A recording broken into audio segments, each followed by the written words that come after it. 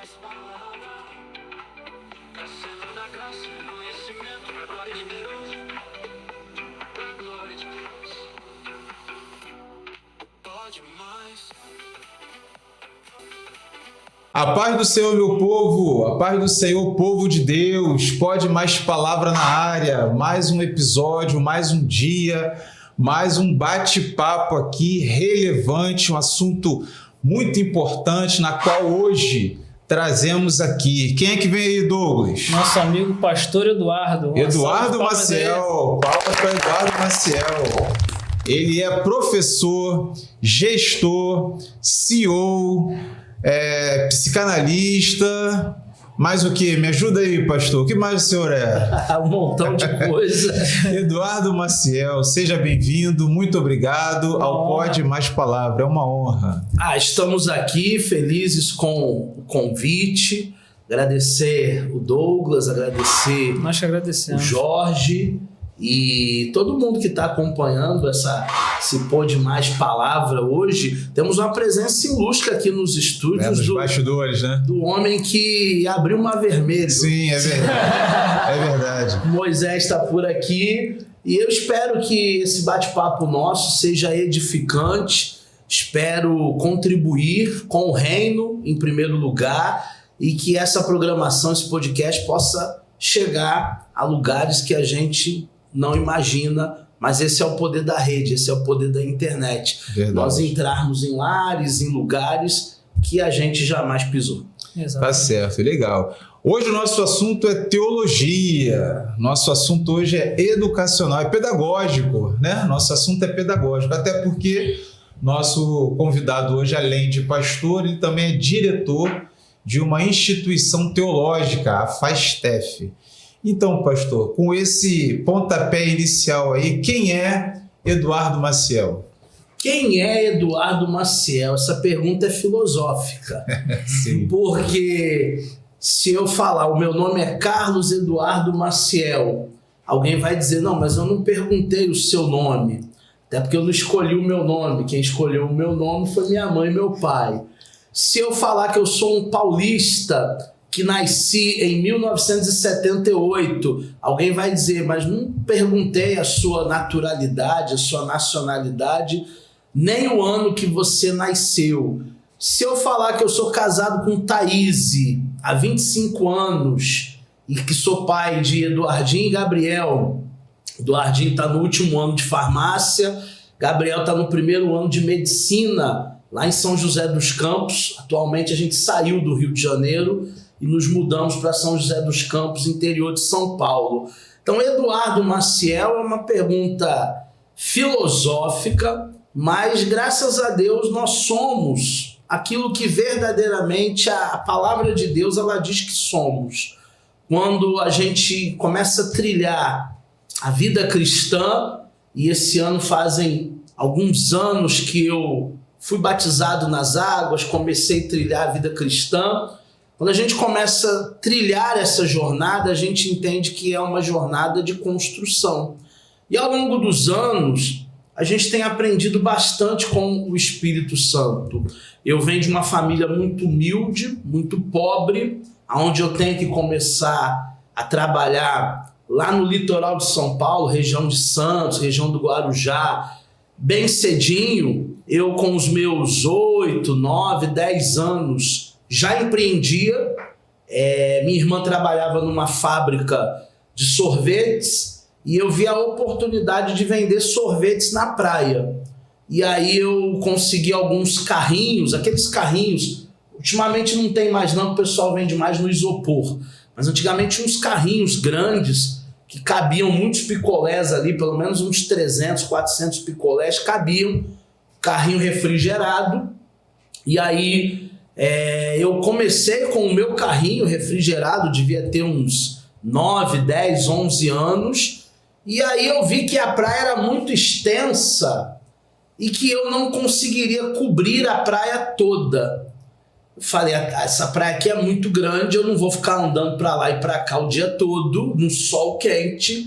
Eu vou convidar alguns amigos para entrar nesse negócio comigo, só que eles vão entrar como meus funcionários.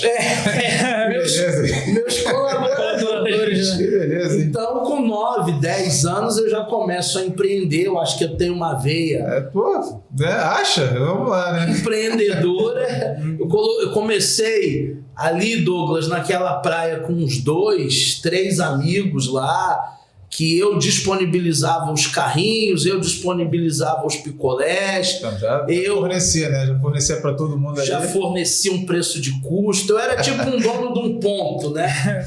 E ali foi o meu crescimento, graças a Deus. Minha mãe não tinha muitos recursos, mas eu poderia ajudar minha mãe desde cedo. Logo depois nós fomos para a igreja. Eu comecei uma carreira ministerial também com 14, 15, 16 anos. Na época que não tinha ainda Team, Together. Na nossa época era... Raiz, né? Mocidade. Mocidade. Eu sou da época da mocidade. Moisés deve ser também. E aí nós começamos o grupo jovem, mocidade, aquele intercâmbio que havia nas igrejas. A gente visitava várias igrejas. Logo depois eu fui para música, aí aprendi a tocar bateria, aprendi a tocar baixo, aprendi a tocar guitarra. Aí já as bandas que eu formava já iam tocar nas igrejas. E aí eu fui, logo depois com 17, 18 anos, fazer o seminário confessional da minha igreja, que era um seminário que todos os pastores faziam. Estudei ali 3, 4 anos teologia, mas era uma teologia básica ainda, visando apenas o ministério pastoral. Sim. E dali a gente continuou na fé. Amém. Pastor, como nós vamos falar de teologia, como o Jorge já nos adiantou no início, qual a importância hoje do cristão estudar, buscar conhecimento? Teologia, no seminário. Qual a importância que o senhor vê aí de nós buscarmos, como cristãos, nos aprofundar nas Escrituras e fazer um curso de teologia? Jesus ele disse uma coisa muito interessante: errais, não conhecendo as Escrituras, nem o poder de Deus. Se nós pegarmos ao pé da letra aquilo que Jesus falou, nós estamos errando. Quando desprezamos o conhecimento bíblico. Porque eu sei que existem muitas igrejas dentro das mais variadas teologias, e hoje a gente pode conversar um pouquinho aqui sobre as mais variadas teologias que existem, mas existem muitas igrejas hoje que só focam no experiencialismo. O que é o experiencialismo? É rodar cheio da unção, cheio do poder, é marchar com um varão, é o sonho, é a profecia, são as visões. Tudo isso é muito bom, tudo isso faz parte do corpo de Cristo, o desenvolvimento dos dons, os talentos, mas nós não podemos focar apenas nisso. A igreja não é um lugar de sensações ou arrepios. Olha, hoje o culto foi muito bom. Até me arrepio de como o culto foi bom hoje. Não. A igreja é um lugar que, além do experiencialismo, do poder, da unção, do poder de Deus, nós estamos ali para sermos discipulados. Nós estamos ali para aprender, para desenvolver, para crescer na graça. O povo está sedento de Deus. O povo quer ouvir uma mensagem edificante. E muitas vezes o que acontece quando chegamos em alguns lugares são pastores, coitados, que não podem dar aquilo que não receberam, que não têm. Não tem, né? Se eu tenho uma oportunidade de ter um microfone na mão e eu não tenho conhecimento bíblico, eu vou falar da minha vida, eu vou falar das minhas viagens, eu vou falar do meu casamento, eu vou falar do meu vizinho, eu vou falar de tudo. A gente só entrega o que Menos tem, da né? palavra. Menos da palavra do Senhor. Então, a importância da teologia, respondendo sua questão, sua pergunta, no século 21, ela é muito importante. Primeiramente, para nós não sermos manipulados. Sim. para que alguém não venda uma ideia que não é bíblica. E segundo, para que nós possamos verdadeiramente dar, entregar aquilo que as pessoas necessitam, porque vida cristã é uma vida de mutualidade. Sim. Até em São José dos Campos agora, na igreja da cidade que eu faço parte, nós estamos com uma série de mensagens sobre mutualidade, sobre vida cristã. O primeiro domingo foi aceitando uns aos outros, dentro do tema mutualidade. O segundo domingo foi ensinando uns aos outros. Olha a importância da teologia aí. Como é que eu vou ensinar a Bíblia se eu não conheço nada da Bíblia? Sim. Porque um médico, ele precisa fazer medicina. Um veterinário, ele precisa fazer veterinária. Um psicólogo, ele precisa cursar psicologia. Um advogado, ele precisa conhecer as leis, ele precisa cursar direito. E por que que um pastor, por que que um discípulo, por que que um obreiro, por que que um diácono, ele não precisa conhecer as escrituras, ele não precisa estudar a teologia? Exatamente. Então, nessa série de mutualidade, tem me despertado muito. E ontem foi servindo uns aos outros. Porque a ideia da vida cristã é essa. É o troca, né? É o serviço. Se todo mundo entendesse, Jorge, essa troca, eu preciso de você e você precisa de mim, até o trânsito da cidade seria melhor. As pessoas, elas não iam bloquear as passagens, as pessoas, elas iam dar passagem para o trânsito fluir. Mas muitas vezes eu não quero nem abrir um pouco para o outro passar e seguir a vida dele, por causa do meu egoísmo, por causa da minha pressa, por causa da minha vida frenética. Então, estudar teologia, existem alguns mitos, daqui a pouco o Jorge pode até conversar com a gente aqui sobre esses mitos que existem. Que teologia esfria o crente, que a gente vai se tornar uma Brastemp. Existem alguns mitos pastorais aí. Cemitério em vez de seminário. Um trocadilho com a palavra cemitério. Mas a importância da teologia é para nós conhecermos melhor a Bíblia, as Escrituras, da onde Deus ele se revela. Eu já estudo teologia há pelo menos uns 30 anos e eu não me tornei um crente frio, um crente morno. Eu me tornei um crente fiel, eu me tornei alguém que tenho curiosidade e quero buscar cada vez mais, porque a Bíblia Sagrada é uma fonte inesgotável. Quanto mais você estuda, quanto mais devocionais você faz, quanto mais teologia você tem, mais você chega à conclusão de que você não entende nada, precisa crescer muito. Você não sabe de nada. É verdade. Nesse gancho do Douglas aí, eu lhe pergunto, nós vivemos hoje uma crise no ensino? O que você diz? Nós vivemos uma crise no ensino teológico na igreja. Nós vivemos uma crise teológica por causa de alguns fatores. Quais? O primeiro fator, são pelo menos 8, eu até anotei aqui na minha colinha, né? Sim, o primeiro fator dessa crise que nós estamos vivendo hoje se chama relativismo da pós-modernidade. O que seria esse relativismo da pós-modernidade? A palavra de Deus ela nunca foi subjetiva, a palavra de Deus ela nunca foi relativa, os princípios são inegociáveis. Deus ele tem recursos inesgotáveis, porém princípios inegociáveis. Aquilo que ele falou com Moisés, no sentido de princípio, de lei, sim. Continua até hoje. E nesse mundo relativo, a sua verdade pode não ser a minha verdade. Jesus é o caminho, a verdade e a vida para o Douglas. Para mim, pode não ser. Para mim, pode ser outro caminho, outra verdade, outra a vida. Porque o mundo relativo de hoje, da pós-modernidade, eles não querem uma verdade absoluta. Eles querem uma subjetividade de verdades relativas.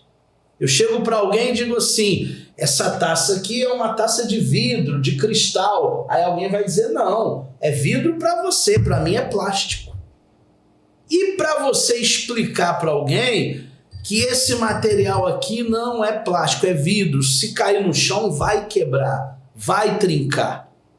Porque às vezes o pior cego é aquele que não quer ver.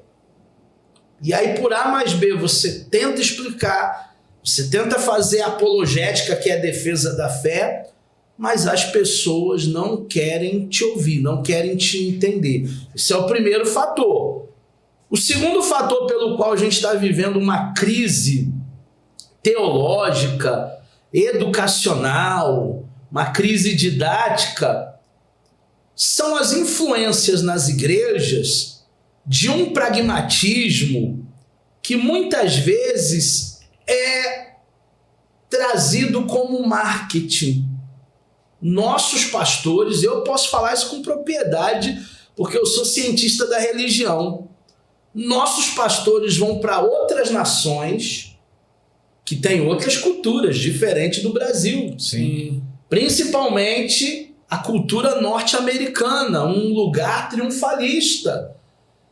E eles vão fazer estudo de mercado, estudo mercadológico É verdade. do que a igreja americana tem vivido lá, Implanta aqui. e eles estão importando para cá. Um contexto totalmente diferente. Em né? um contexto diferente, uma cultura Uma diferente, sociedade Necessidade diferente, uma diferente. economia diferente, e por aí vai. tudo diferente.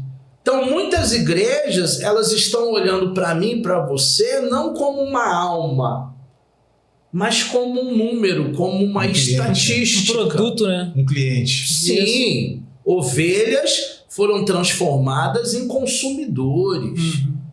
Ovelhas foram transformadas em consumidores. Cultos foram transformados em palestras. Porque há momentos que nem parece que eu estou numa igreja. Há momentos que parece que eu estou numa palestra, numa mentoria de coaching. Tamanha a influência da teologia do coaching, de que tudo que você precisa está dentro de você. Costumo dizer que a teologia do coaching é pior do que a teologia da prosperidade. Porque a teologia da prosperidade, pelo menos, se fazia uma barganha com Deus. Deus, eu te dou 10, o Senhor me dá 100. Eu te dou 100, o Senhor me dá 1000. Eu te dou 1000, o Senhor me dá 10.000, 1 milhão. Pelo menos havia uma barganha, uma troca com Deus. Agora não. Na teologia do coaching, você é o ponto fraco de Deus. Na teologia do coaching, você manipula Deus. Na teologia do coaching, tudo que você precisa está dentro de você. Os louvores hoje são louvores que trazem essa mensagem. Acredite, é hora de vencer. Essa força vem de dentro de você. Já é uma teologia antropocêntrica. Como se nós fôssemos independentes, né? Nós Não tiramos Deus. precisássemos de Deus. Sim. Nós tiramos Deus da liturgia. Sim. Nós não somos mais dependentes de Deus. E agora nós dependemos da nossa própria força, da nossa própria intelectualidade, das nossas próprias capacidades. Então essa influência do pragmatismo, do marketing dentro da igreja, e pastores que vão para outras nações fazerem cursos para como aumentar o número de adeptos, o número de fiéis, com métodos que são pragmáticos, são comerciais. O Jorge entende, porque o Jorge trabalha na área da administração. É o que nós estamos vivendo no Evangelho hoje, se é que podemos chamar de Evangelho, e por isso a crise. O terceiro fator é um fator de polarização ideológica e política. Na minha igreja, ou você é Bolsonaro, ou você está com demônio. E na igreja do Moisés, ou você é Lula, ou ou você Tá com demônio. também está com o espírito O maligno. demônio tá em qualquer igreja, né? Só na outra parte aí, né? Essas questões políticas, essas questões ideológicas, elas têm invadido o púlpito, Sim. de maneira que nossos colegas pastores estão sendo cabos eleitorais de presidente, de governador, de deputado, de vereador, que sim, eles vão visitar nossos templos em época de eleição e se ganharem, eles só vão aparecer daqui 4 anos. Eles não estão pensando na igreja, até porque um governante deveria governar para o católico, para o espírita, Sem dúvida. para o evangélico, para o budista, Sim. para o muçulmano, para toda uma sociedade. Servidor da sociedade. Ele é um servidor, ele é um ministro. Sim. Mas essa questão ideológica, essa questão política, ela também faz a eclésia, os chamados para fora, ter algum tipo de preconceito. Eu já não trato mais o Douglas como irmão em Cristo, porque ele votou num candidato que não é o meu candidato. Quando, na verdade, são todos farinha do mesmo saco. Quando atingem o poder, quando chegam lá, vão fazer as mesmas coisas que os anteriores ou até coisas piores. Verdade. Então isso a gente tem visto como crise também, fator de crise. Temos ainda uma mistura de religiões, Sincretismo. que é o sincretismo religioso. O sincretismo religioso nada mais é do que elementos de outras religiões, de outras filosofias na nossa igreja, na nossa teologia. Então hoje tem uma mistura de coaching, de nova era, de judaísmo, e muitas vezes eu fico perdido. Será que eu estou mesmo dentro de uma igreja protestante? Será que eu estou mesmo dentro de uma igreja evangélica? Um fenômeno que eu estou estudando agora, na cidade que eu fui morar, fazem 3 meses, é que o catolicismo, principalmente a renovação carismática, principalmente a Opus Dei, a Canção Nova, ela é muito forte no interior de São Paulo. E você vê igrejas como se fossem igrejas evangélicas. Se não tivesse aquele tanto de santo, Passava batido, né? Passava batido. você nem diria que é uma igreja católica, passaria batido. Mas muitas igrejas não são apenas paróquias católicas, apostólicas, romanas. Eu costumo dizer agora que é o pentecostalismo católico. Sim.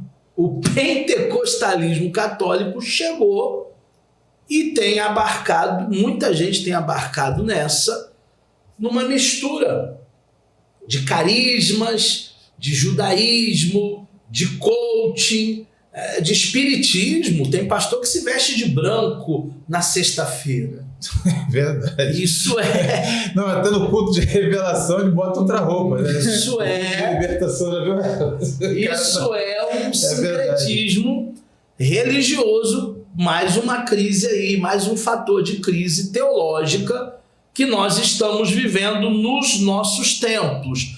Um outro fator que eu queria também falar é uma descrença da autoridade das Escrituras.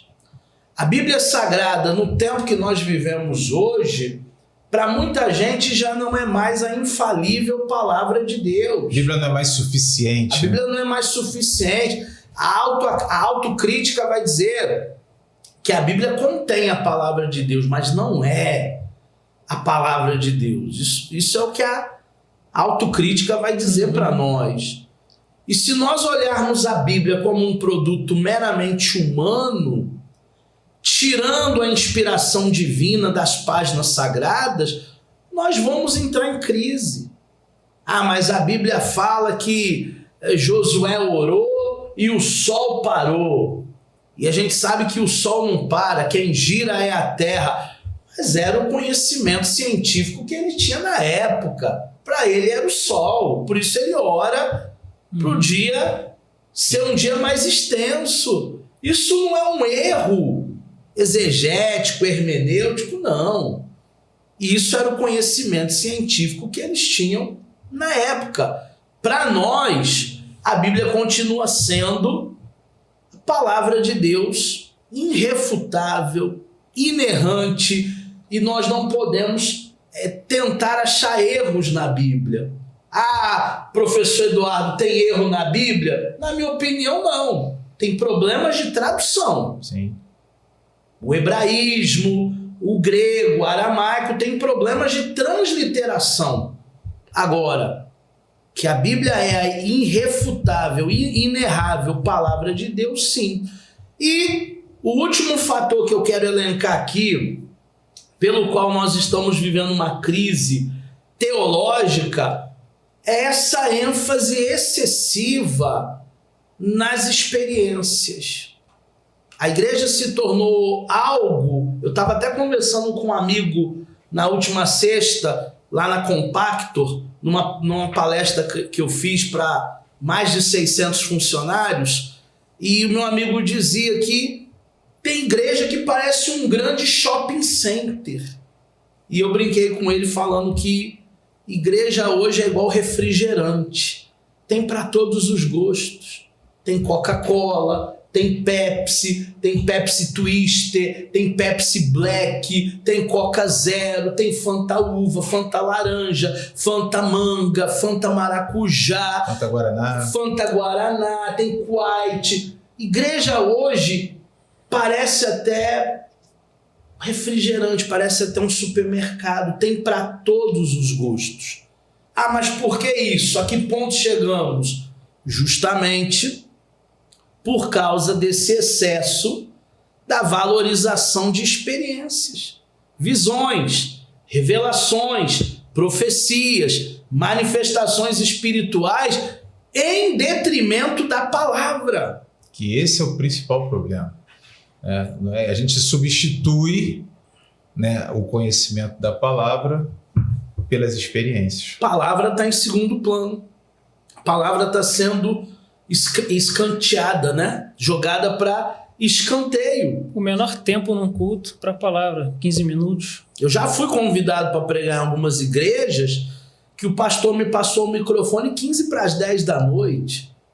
E aí eu, por educação, fiz uma saudação para a igreja, mas eu disse, numa próxima oportunidade a gente compartilha a palavra com vocês. Porque como iniciar uma pregação 15 para as 10 da noite e terminar 15 para as 11, terminar 11, 11 e meia, meia-noite? Não tem como. Então, o momento mais importante, que é o momento bíblico de aprendizado, ele tem sido negligenciado. Nós vivemos numa crise porque os pastores não têm mais conteúdo bíblico. Eles não conseguem abrir a Bíblia e desenvolver um assunto.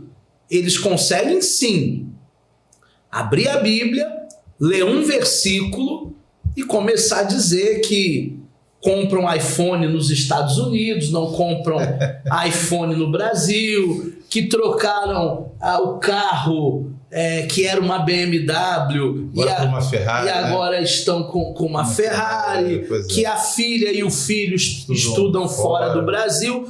Gente, eu não quero saber da vida do meu pastor. A vida pessoal dele é a vida dele, e glória a Deus por isso. Eu quero Bíblia, eu quero palavra. Tanto é que na multiplicação dos pães e dos peixes, em João 6, não tinha nada para se comer ali. Os discípulos disseram para Jesus, despede a multidão, porque não tem supermercado Guanabara aqui no meio do deserto. E aí, Jesus ele disse, não. O que nós temos aí? Um lanche de uma criança, 5 pães e 2 peixinhos? Deixa comigo. E uma multidão de 5.000 homens fora mulher e criança, foram alimentados, foram saciados, sobraram ainda 12 cestos com pedaços de pães e peixes, e aquela multidão foi embora saciada por Jesus. Só que no outro dia, eles voltaram porque eles queriam mais comida. Eles queriam mais pão e mais peixe. E aí Jesus não multiplica no segundo dia. No segundo dia Jesus diz, podem ir embora. Ainda fala para os discípulos, se vocês quiserem ir embora também, vocês vão. Porque vocês estão aqui não pela comida que não perece, que é a palavra de Deus. Vocês estão atrás da comida que perece. E hoje eu vejo muito isso nas liturgias. As pessoas, elas não querem a palavra, elas não querem conhecer a Deus. Elas querem um entretenimento dominical. Tanto é que existem igrejas, Douglas, que todo domingo tem que ter uma atração.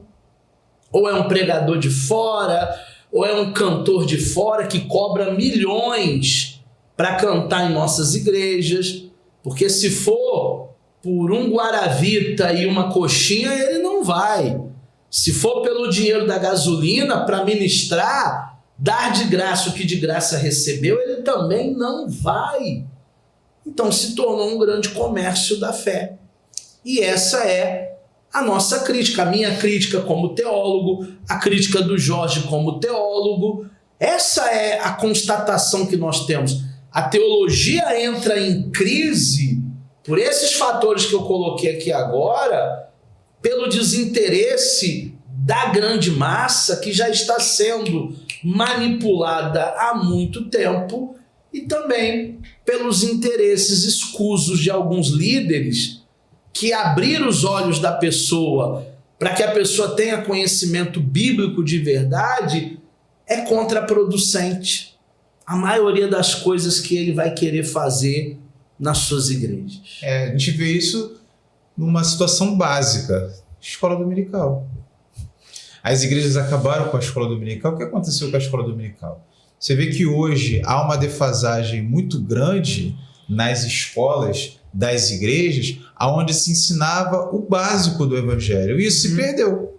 Você tem visto, você conhece igrejas hoje que acabaram com a escola dominical e implantaram ali curso de como desenvolver isso, como desenvolver aquilo, como receber fulano de tal, como ganhar pessoas, mas a essência da palavra, o básico da palavra, ou até mesmo um seminário interno, porque a escola dominical bem fortalecida, ela é um seminário interno, entendeu? Com conteúdo, com profundidade, mas a gente substituiu isso. Você acha que todo esse problema começa numa coisa simples quando a gente abandona a escola dominical? A igreja hoje, estou falando da igreja como instituição, obviamente, ela praticamente abriu mão do ensino básico das escrituras. Não é a doutrinação de costumes, é a doutrina da palavra, ensinar a palavra de Deus. A igreja hoje não entendeu o que os antigos entendiam, que a EBD é a primeira instituição, a célula máter do ensino. Eu costumo dizer que a EBD é o melhor curso de teologia que existe. Inclusive, se as igrejas investissem mais em EBDs, não haveria nem necessidade de seminários teológicos. Exatamente. A verdade seja dita. Porque o meu negócio, como gestor da FASTEF, que é um seminário teológico, que é um curso de psicanálise, é suprir essa carência que essas ovelhas não têm nos seus próprios apriscos. Sim. Se essas igrejas, dos mais variados alunos que nós temos, porque o nosso curso ele é interdenominacional, não é uma teologia pentecostal ou uma teologia reformada, é uma teologia integral. Se essas igrejas, dos mais variados alunos, suprissem essa carência, não haveria FASTEF. Sim, exatamente. A EBD, ela foi instituída aqui no Brasil por volta do ano de 1700. ela chega aqui em Petrópolis com os missionários europeus e ela começa atendendo crianças carentes. Os Exatamente. missionários europeus começam a ensinar as crianças no sentido até de alfabetização. Sim, didático mesmo. Não era nem sentido bíblico. Sim. E depois aquilo vai tomando corpo, e depois aquilo vai se tornando uma multidão. Os pastores estão negligenciando a EBD porque a EBD não tem audiência, porque a maioria do nosso povo não quer ir à EBD. Mas aí a gente precisa entender o fenômeno. Por que essa crise, esse esvaziamento nas escolas bíblicas dominicais? Primeiro, revistas desatualizadas. Temas que nós já estudamos em 1900 e vovó era pequena. Naquela época da Garota de Ipanema, do Tom Jobim. E a revista parece que tem uma reedição. Eles Só mudou a capa. fazem uma maquiagem, muda a capa e querem trazer para os dias atuais. São assuntos que precisam ser mais atrativos. Assuntos que fazem parte do nosso cotidiano e que não são discutidos muitas vezes nas publicações das EBDs, seja a editora que for. Eu não estou aqui levantando bandeira de nenhuma editora. Sim, sim. Seja a editora que for. Segundo fator, professores despreparados. Gente que não estudou, gente que não sabe nem falar o português direito, nós vai, nós vem, a gente foi. Que não pega aquele material de apoio, porque tem uma revista do professor, tem um material na internet, tem publicações que tem até aulas gravadas para ele preparar a sua aula. Mas ele não tem nenhum interesse. Aí ele chega lá domingo de manhã atrasado, a aula é 8, ele chegou 8h15, 8h30. Despenteado, com a revista na mão, folheando. Gente, o que é hoje mesmo? Vocês me perdoam, tá? Que eu não estudei essa semana. Mas se alguém aqui souber mais do que eu, vocês me corrijam. Como é que eu vou motivar o meu público aí? Não dá. Aí o cara trabalha a semana toda.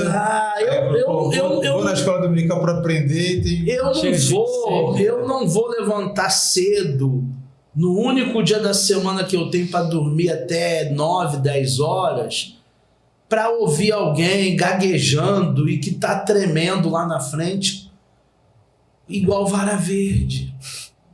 É necessário um investimento no ensino. Sim. É necessário pegar essa turma que quer fazer, mas colocar eles primeiro não para fazer, não jogar no fogo. Pegar essa turma que quer fazer e dar uma bagagem, qualificá-los. De repente, a própria igreja financiar um estudo teológico para ele, de 2 anos, de 3 anos. Nós vamos investir em você, nós vamos pagar os seus estudos, você vai fazer curso de homilética, de hermenêutica, e daqui 2 anos você vai ser o líder da EBD. O problema é que não há esse investimento por parte dos pastores presidentes. Às vezes nem o dito cujo vai na EBD dar o exemplo. Se ele mesmo não vai para incentivar, porque o pastor presidente ele poderia, se não todos os domingos, alguns domingos, chegar ali, sentar como aluno, pegar a revista, ouvir os professores. Tem sempre alguma coisa que eu aprendo com alguém. Eu tô aqui, eu tô aprendendo com Douglas. Eu tô aqui, eu tô aprendendo com Jorge. Eu tô aqui, eu tô aprendendo com Moisés. Eu tô aqui, eu tô aprendendo com a dinâmica do podcast. Eu não tenho hábito de fazer podcast, eu não sou muito convidado para ir nos podcasts. Mas isso aqui tem uma dinâmica, isso aqui tem uma ciência.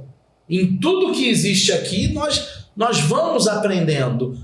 Mas às vezes nos falta humildade para a gente querer sair da nossa casa, mesmo sendo líder de uma igreja, presidente de uma igreja, sentar ali na classe e só ouvir, só aprender. Não é para chegar lá para fiscalizar, é para chegar como um aluno mesmo, como alguém que quer aprender.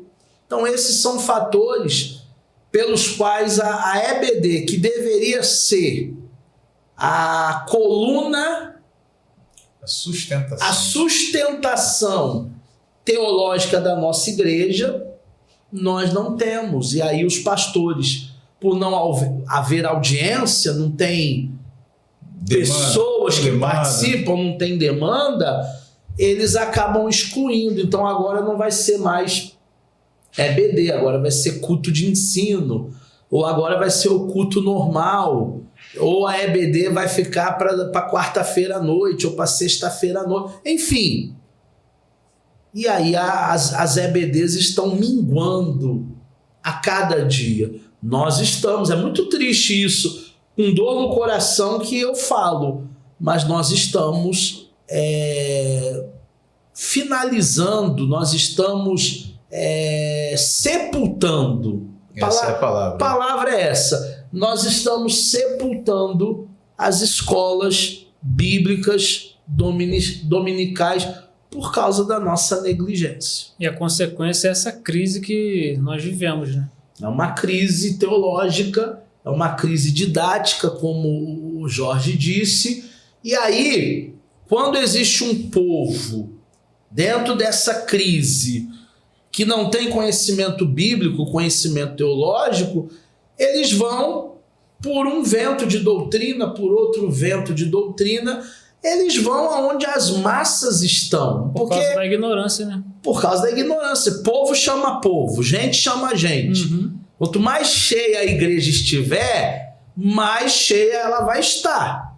E eu gosto de uma frase que eu ouvi em algum lugar que diz assim, igrejas cheias de pessoas vazias.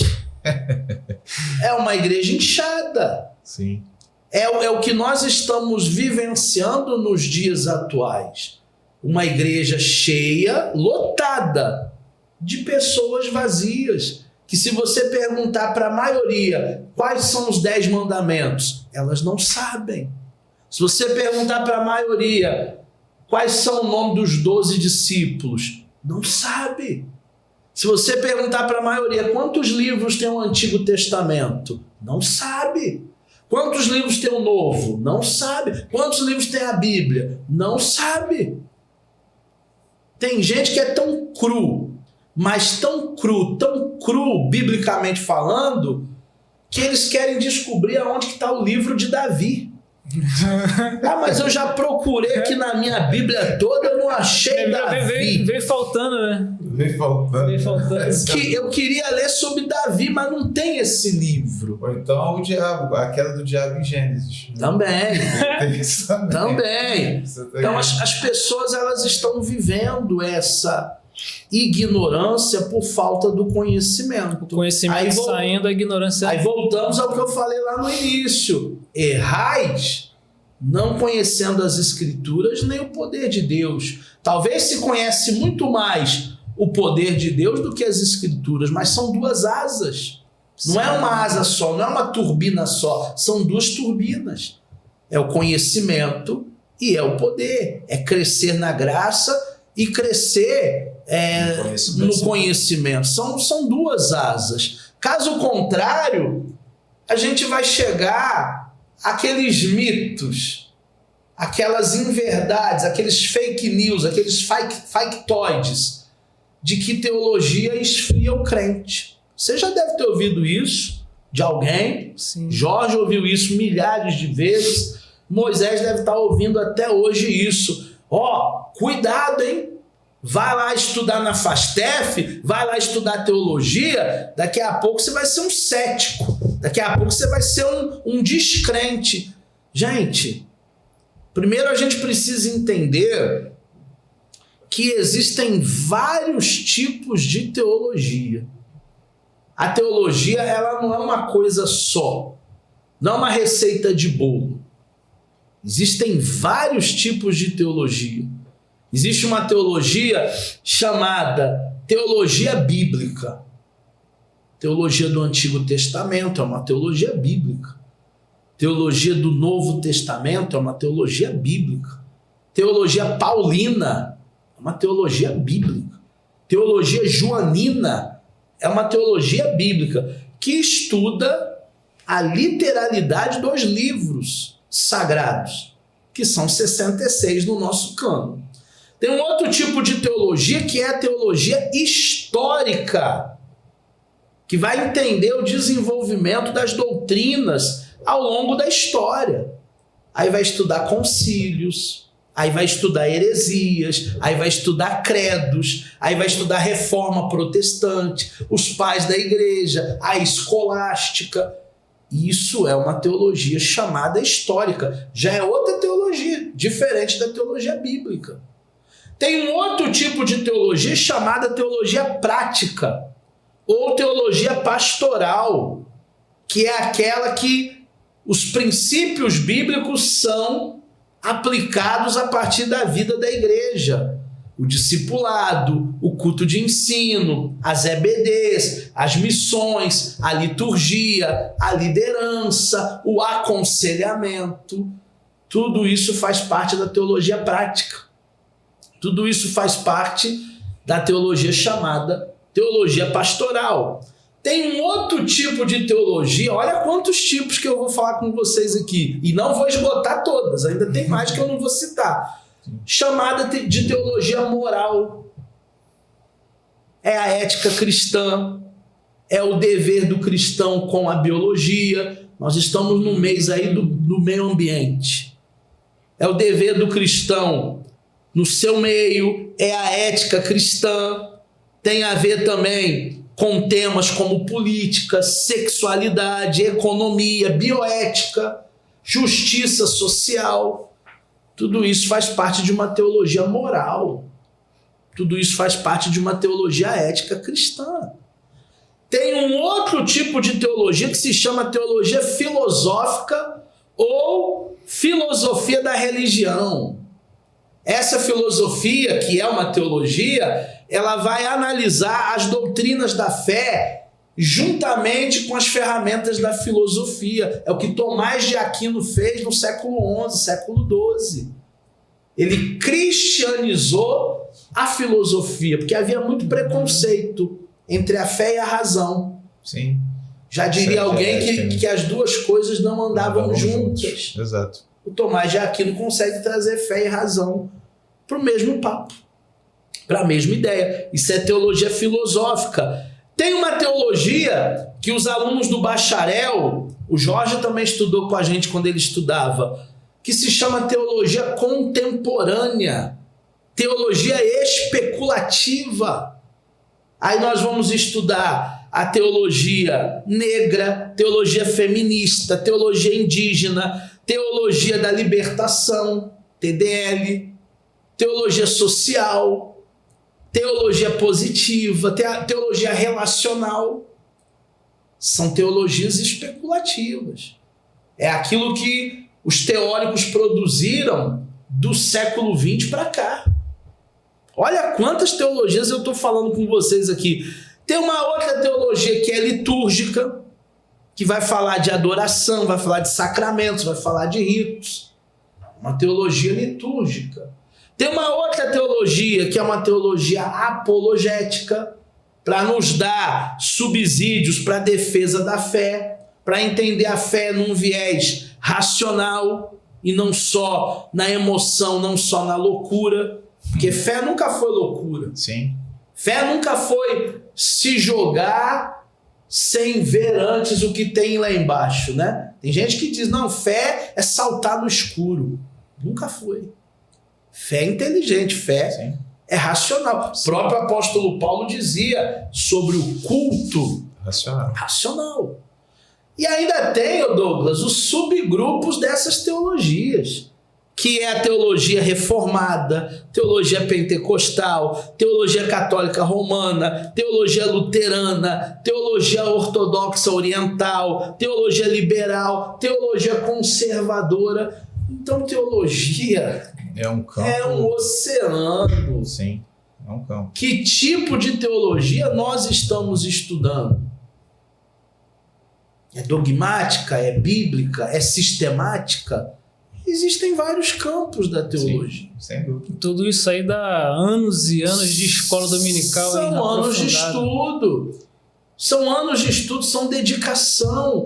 Só que nós estamos numa geração fast food, onde nós queremos um Big Mac em menos de 5 minutos. Sim. 5 minutos. 3 minutos, 2 minutos. É uma receita que Você dê chega e já tá resultado. pronto. Em algumas situações você pede antes, para quando você chegar lá já está pronto. Você não quer esperar o tempo de ficar pronto ali. Eu quero matar minha fome agora. Não, e você no caminho você já pede. Já tem esse recurso. Você está indo para o McDonald's, pegar o McDonald's como exemplo.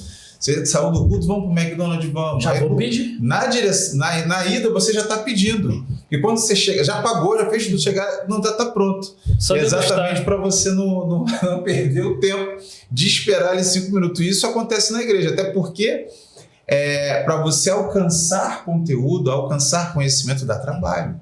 E leva tempo. Leva tempo. E as pessoas não querem isso, né? Até mesmo no campo do ensino. Você quer estar pronto, mas ninguém quer sentar para estudar, para ouvir, como você já até disse aqui. Tem pessoas que querem aceitar Jesus nesse domingo agora e no domingo seguinte já está pregando. No domingo seguinte já está dando aula. No domingo seguinte já está sendo um professor de teologia e por aí vai. É esse imediatismo Sim. que nós não conseguimos entender hoje na eclésia. Sim. Tem um amigo meu, pastor, que me disse, eu fui comer feijoada com ele, eu sou daqueles que come feijoada, né? Feijoada boa só no Rio de Janeiro. Em São Paulo não tem. Em São Paulo é feijão preto com linguiça, que eles dizem que é feijoada. Sim. Não é. Paulista não sabe fazer feijoada. Eu fui comer uma feijoada com um pastor amigo, e aí nós estávamos conversando sobre um amigo em comum. Sim. E eu perguntei para ele, poxa, mas o nosso amigo em comum não está mais lá na sua igreja? Ah, não, professor Eduardo, eu ia consagrar ele no final do ano a diácono. Aí eu ia testá-lo como diácono, aí iam se passar alguns anos, aí 1, 2 anos, se ele tivesse apto, ele iria a presbítero e... Seguir o plano de carreira. Passando mais alguns anos, se ele tivesse o chamado pastoral, ele seria ungido. Quando ele ficou sabendo que era um processo, O plano de carreira, ele meteu o pé. ele meteu o pé e disse, não, eu vou abrir minha própria igreja, eu vou me auto-intitular pastor. Ou eu vou pedir pro Douglas me consagrar. Douglas, derrama um óleo aqui na minha cabeça. Jorge, derrama um óleo aqui, eu sou pastor agora. Que é o fast food. Sim. Coitado daqueles que vão seguir ele, né? Que é o imediatismo. Sim. Nós estamos vivendo uma geração que me preocupa bastante, porque eles querem queimar etapas. Sim. Eles querem queimar etapas.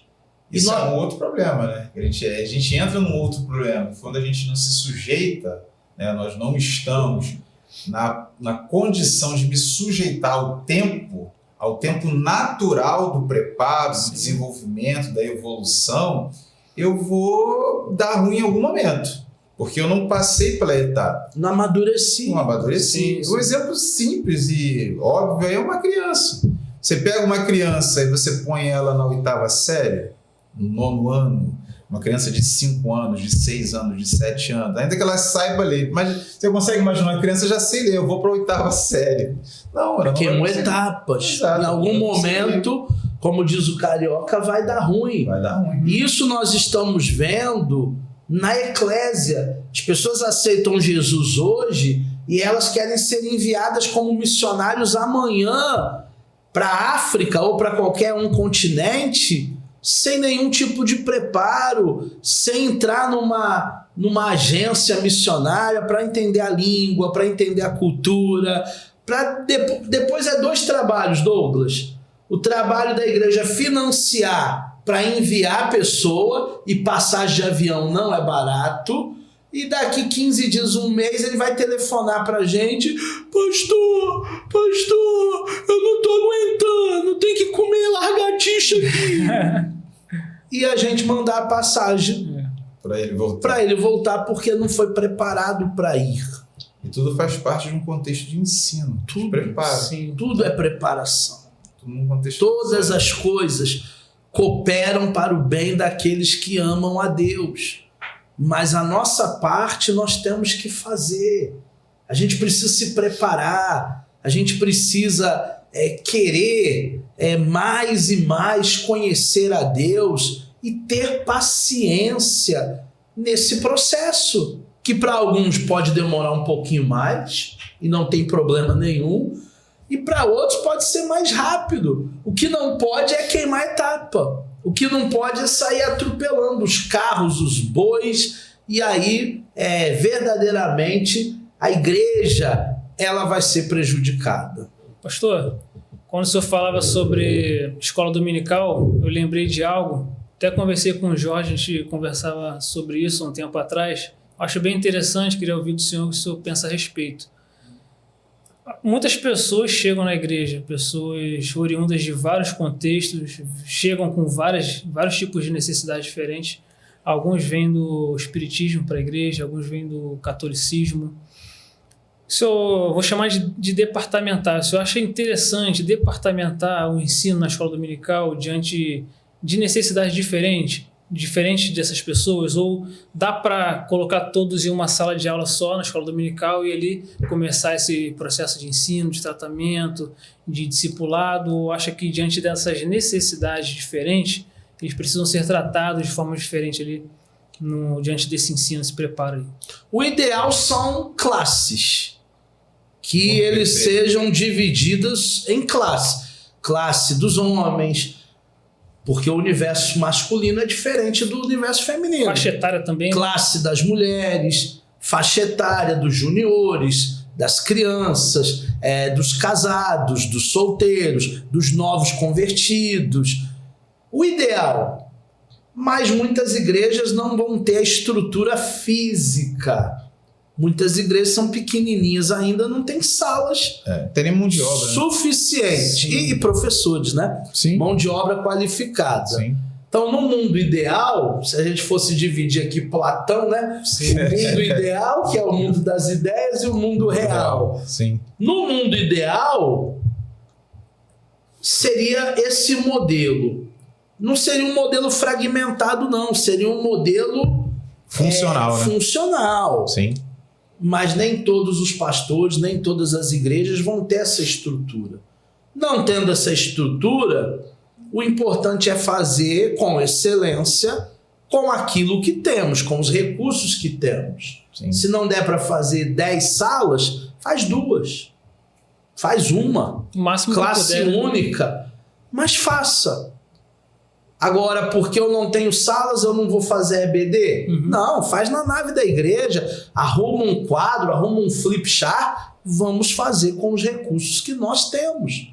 Não temos ainda condição financeira para comprar revistas. Então vamos fazer na Bíblia. Não precisa de revista.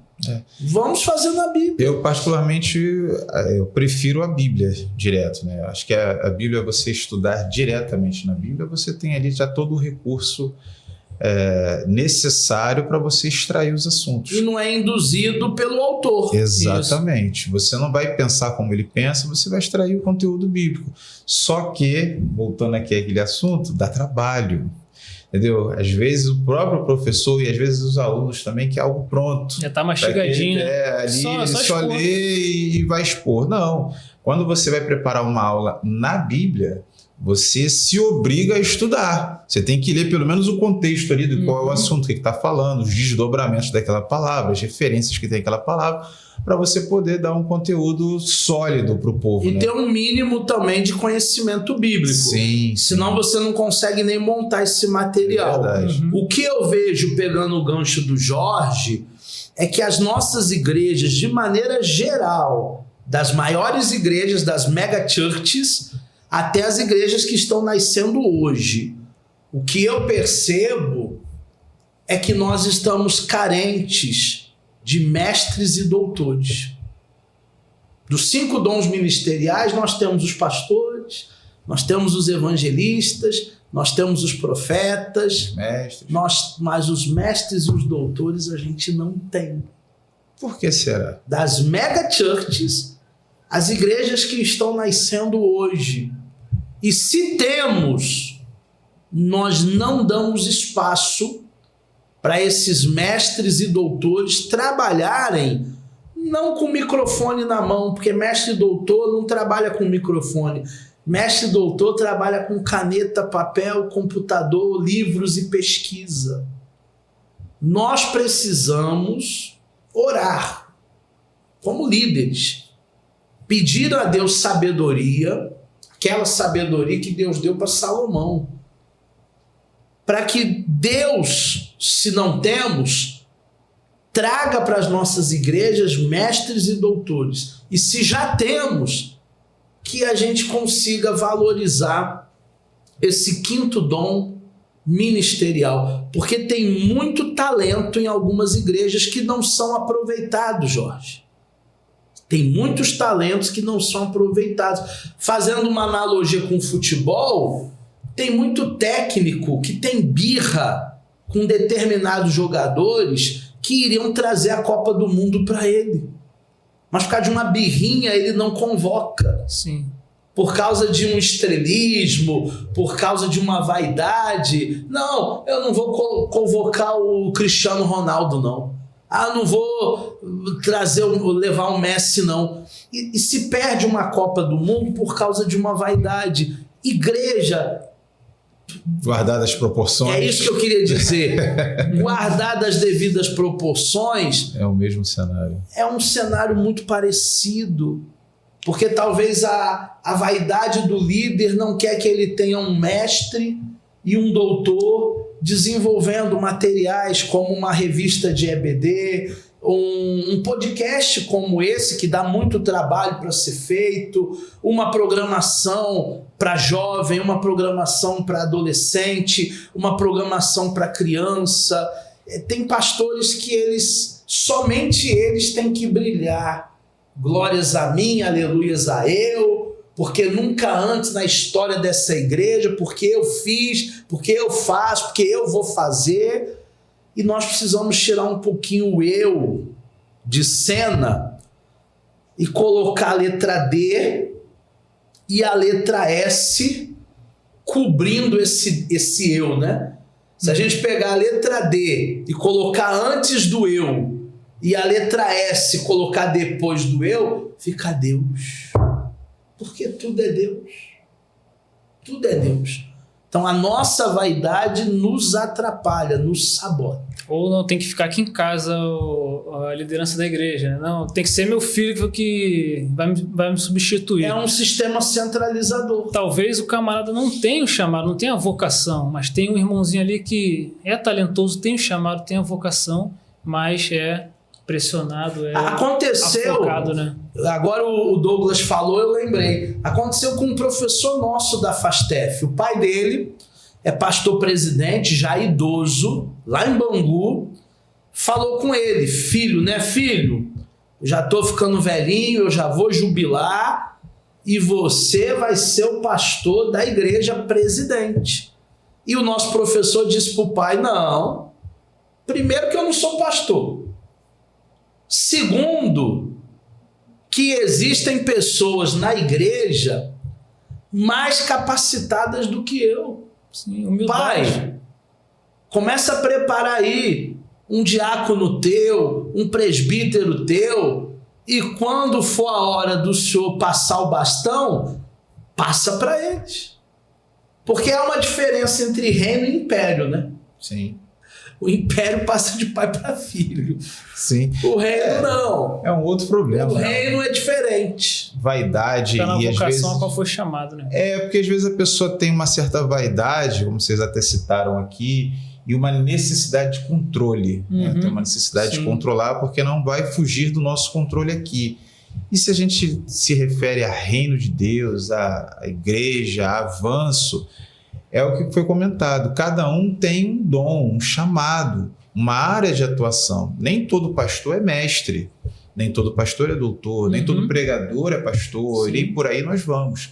Então, se eu entender o meu papel, o próprio apóstolo Paulo ele fala a respeito disso, quando ele associa, né, um corpo à igreja, dizendo, né, dá esses exemplos, ele ilustra dessa forma que o corpo ele tem vários membros e todos fazem parte, todos têm a sua função, é algo que a gente já conhece. A igreja é a mesma coisa, só que às vezes a gente esquece disso. Sim. Né? Às vezes a gente esquece, tá todo mundo querendo ser cabeça, todo mundo querendo ser olho, tá todo mundo querendo ser braço. Todo mundo batendo cabeça. Todos são importantes, independente da função. Exatamente. Então, às vezes se negligencia o ensino, que é o nosso bate-papo hoje aqui, porque às vezes ele não dá ibope. Às vezes ele não é representativo, por incrível que possa parecer. Uma igreja bíblica não é uma igreja com muita audiência.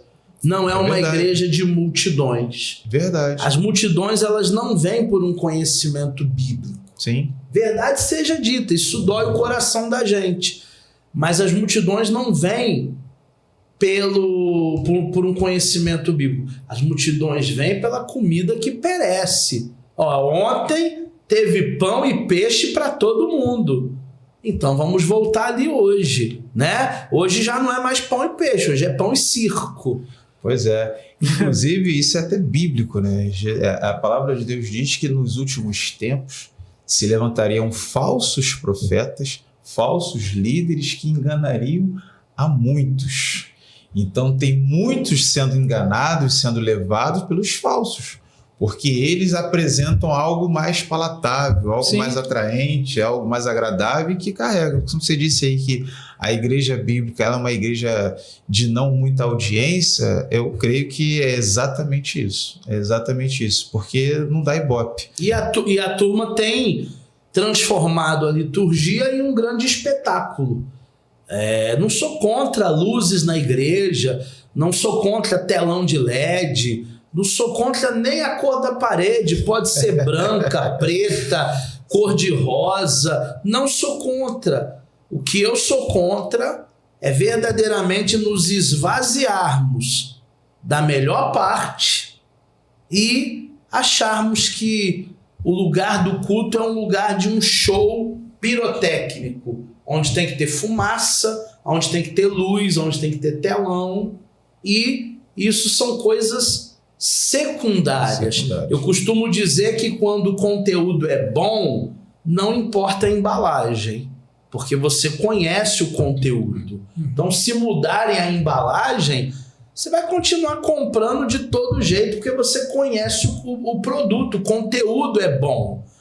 Agora, quando o conteúdo não é tão bom, aí tem que se investir muito em marketing, em embalagem, tem que ser uma coisa muito atrativa para vender, porque senão não vende. Verdade. Uma coisa muito palpável, uma coisa muito visível.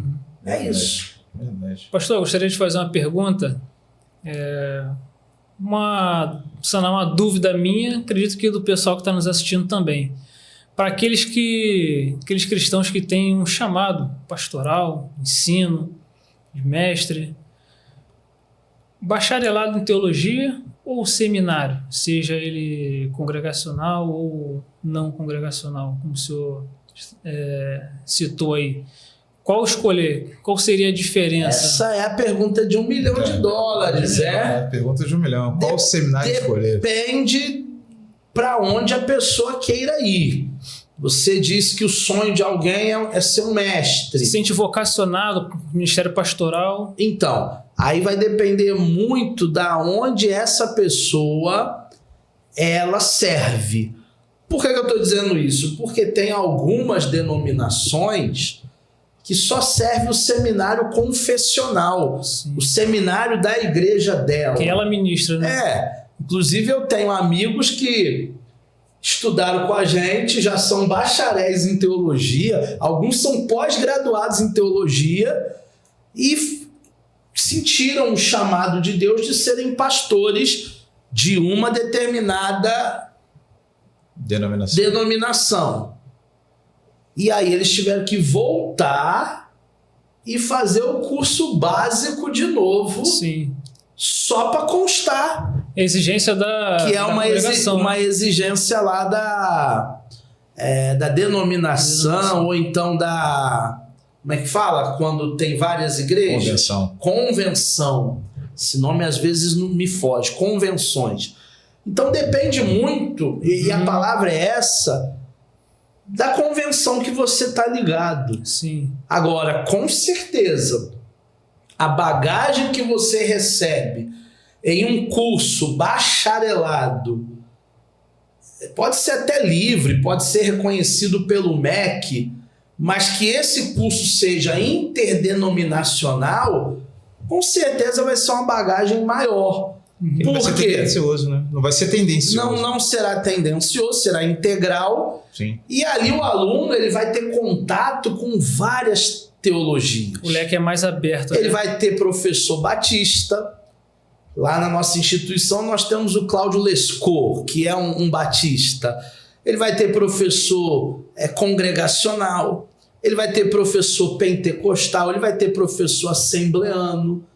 Ele vai ter professor de grego, de hebraico, que às vezes nem crente é.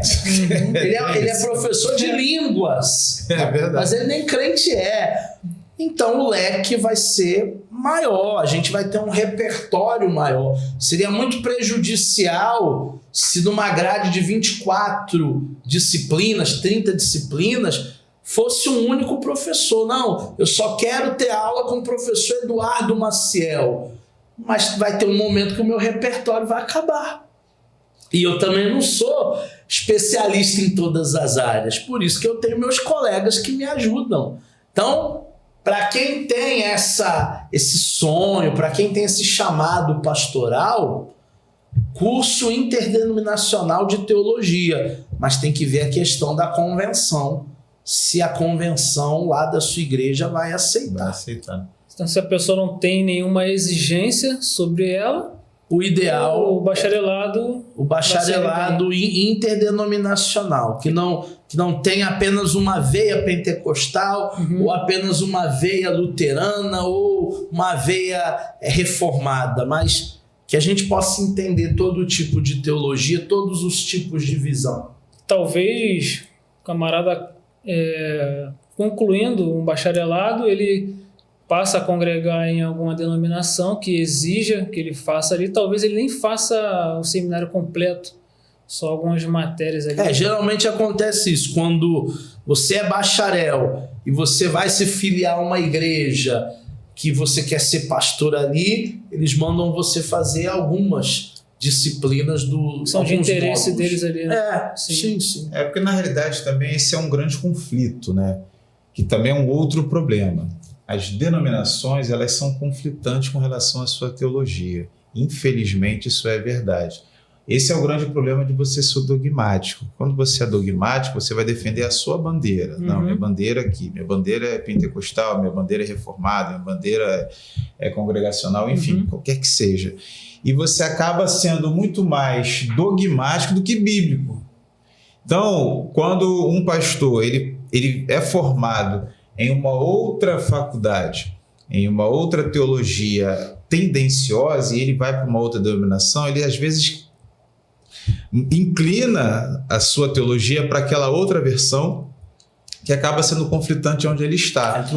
Entra em choque. Então eu acredito que por isso, por essa razão, as denominações eles dão uma blindada. Não, porque a gente aqui pensa assim, para você não ensinar algo domingo de manhã e o pastor pregar algo diferente domingo à noite. Porque isso também acontece. Às vezes você está com visões diferentes, né? E uma casa dividida, ela não subsiste. Então, qual é a direção da igreja? Isso é importante também.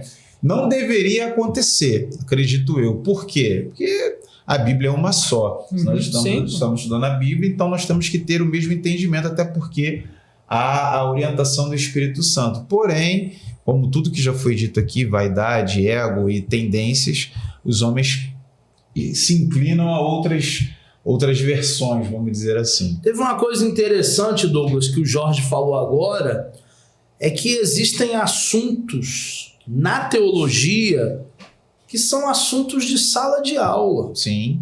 Não são assuntos para a gente levar para o púlpito. Sim. Mas eu aprendi lá na aula e eu quero gastar. Hebraico, falar em hebraico. Quero, né? Mas as pessoas que estão te ouvindo domingo de manhã, domingo à noite, quarta-feira, elas não têm uma base teológica. Sim, vai ficar Vai voando, dar tilt na mente dela, vai confundir. vai viajar. O Senhor Jesus, apesar de ser um mestre, um doutor em teologia, ele falava com todos através de Todos os parábolas. Uma simplicidade, né? Na simplicidade.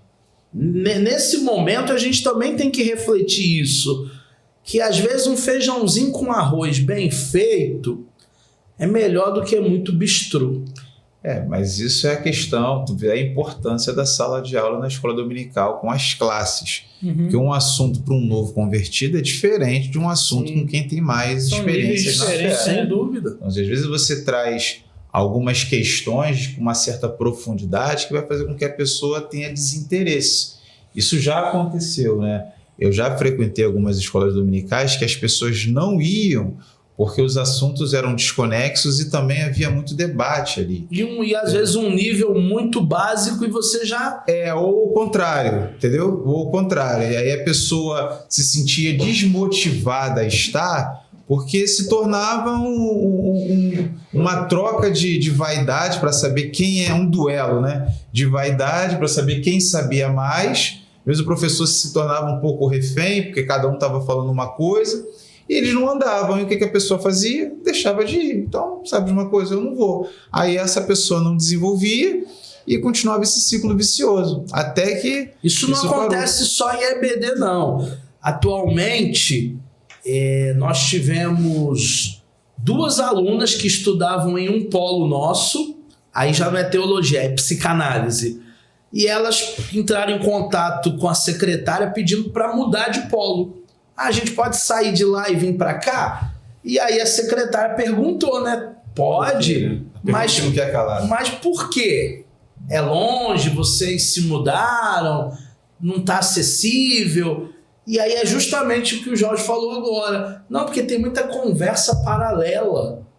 E a gente acaba não estudando o que a gente precisa na psicanálise, porque a turma lá vem com assuntos paralelos. Sim. Se tiver um outro polo que a gente possa visitar, e aí elas vieram e gostaram da nova turma e ficaram, né? Então, isso acontece na EBD, isso acontece na igreja, isso acontece na sala de aula do seminário, mas a nossa visão, né, é Jesus, olhando para o autor e consumador da nossa fé, olhando firmemente para ele. Já participei, já assisti algumas pregações onde o pastor falava de forma muito culta, muito difícil.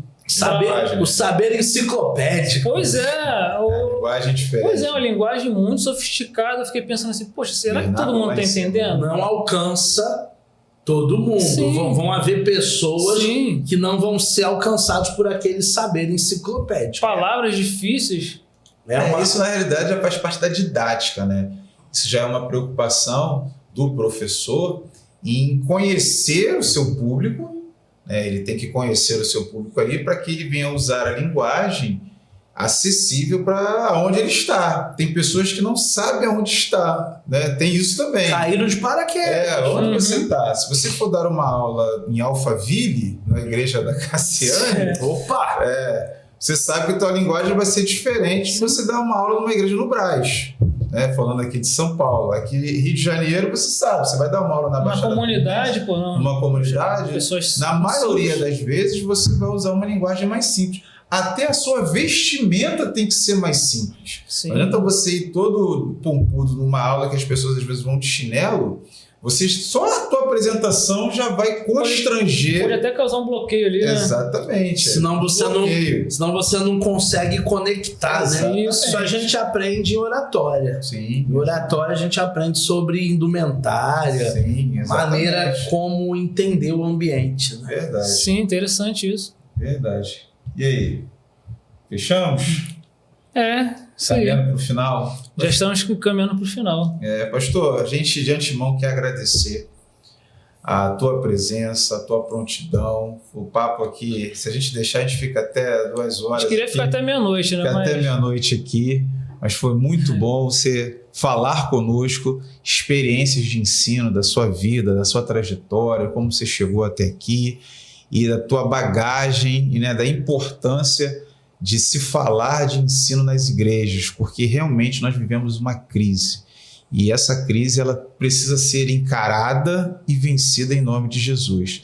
De antemão, em nome do Pode Mais Palavras, nós somos muito gratos pela sua aula aqui, pela sua conversa, pelo seu debate aqui.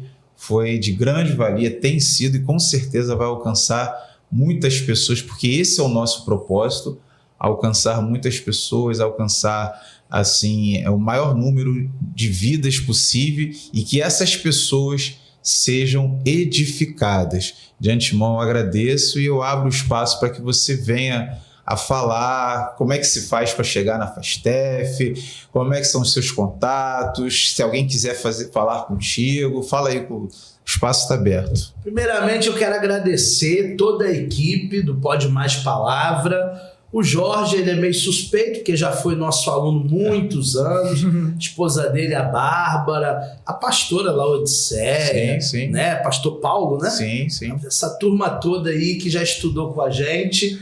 Então, eles são suspeitos. Vocês não ouvem muito eles não, porque eles são suspeitos. O Douglas, toda a equipe aí que nos recebeu tão carinhosamente bem. E o prazer foi meu. Estar aqui foi um presente para mim, acima de tudo. Aqueles que tiverem curiosidade para conhecer melhor as escrituras, né? Tem gente que acha que teologia é só coisa para pastor, sim, ou quem quer ser pastor, verdade, que também é um outro mito, tá? Eu tenho mais alunos que não querem ser pastores do que quem quer ser. Então, se você quiser conhecer as escrituras, conhecer a nossa instituição, conhecer a nossa metodologia de ensino, a FASTEF hoje tem vários polos espalhados no Rio de Janeiro, Nova Iguaçu, bairro Bandeirantes, nós temos Caxias, nós temos Belfor Roxo, falta um lá em São João do Meriti, hein? Quem sabe, quem está nos ouvindo aí, tá faltando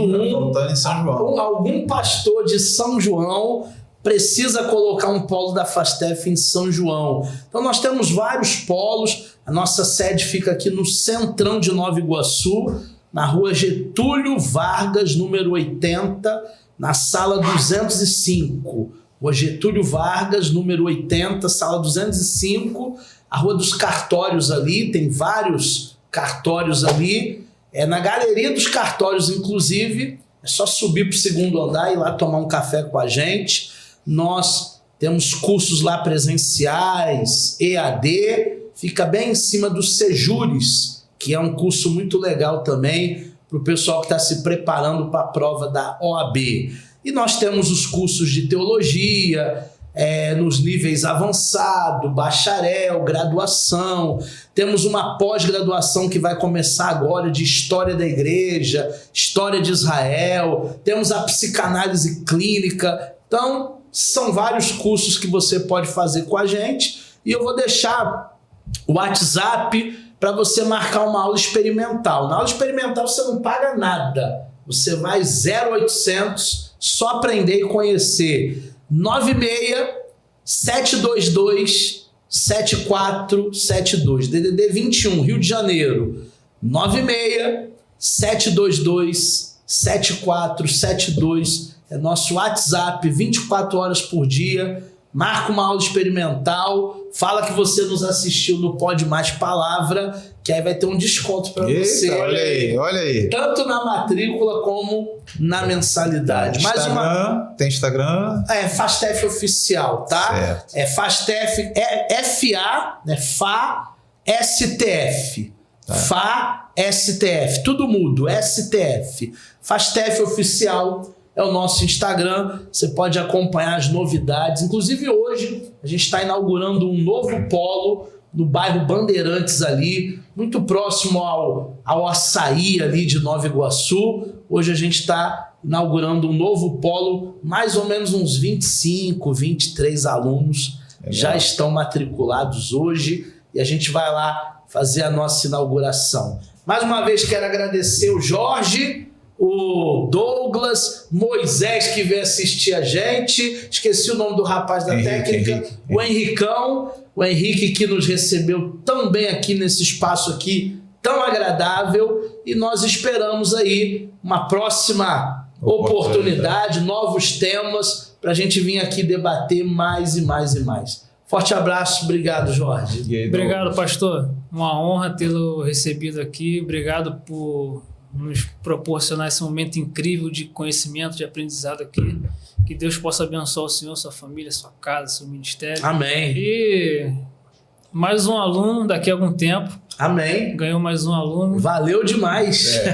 Vou aparecer por lá. Vai sim. A gente vai aparecer lá para Vai aprender. ser muito bem-vindo. Gosto muito. E... Inclusive, para quem não sabe, onde nós estamos gravando, a nossa instituição fica do outro lado da rua. Pois é. Eu, quando cheguei aqui hoje cedinho, o Jorge falou assim, poxa, chegou cedo. Eu falei, não, mas se eu atrasasse também, eu só atravessei a rua. 10 metros de distância. Coincidências ou não, eu não chamo de coincidência, né? Eu chamo de Jesuscidência. Jesuscidência. Nós estamos aqui na mesma rua. Uma honra, satisfação. Prazer Forte foi abraço. meu, muito legal mesmo. Tamo junto. Tá legal. Então, você que nos acompanhou, que nos acompanha, curta, comente, compartilhe. O nosso endereço no Instagram vai aparecer aqui embaixo no vídeo. Divulgue para a maior quantidade de pessoas possíveis, porque a nossa ideia é essa. Nossa intenção é produzir conteúdo de qualidade, trazendo convidados relevantes para o crescimento do reino de Deus. Pode mais palavra, bênção de Deus na sua vida. Fique com Deus, Deus abençoe. Amém? Até a próxima. Até a próxima. Deus abençoe. Valeu.